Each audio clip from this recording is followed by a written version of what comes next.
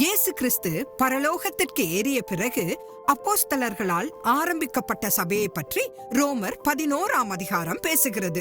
ஒரு காட்டு ஒலிவ கிளையை போன்ற புறஜாதியார் நல்ல ஒலிவ மரமாகிய யூத சபையில் சேர்க்கப்பட்டனர் என்று பவுல் கூறுகிறார். எனவே கல்வாரியில் அவருடைய கிருபையால் புறஜாதியார் யூதர்களுடன் இணைத்ததை இயேசு கிறிஸ்து உறுதி செய்தார். அதுவே இப்போதுள்ள சபை. எபேசு சபைக்கு எழுதின தனது கடிதத்தில் யூதர்களுக்கும் புறஜாதியாருக்கும் இடையில் இருந்த பகை என்னும் நடுச்சுவர் நம் கர்த்தராகிய இயேசு கிறிஸ்துவால் அகற்றப்பட்டு விட்டது என்று பவுல் கூறுகிறார்.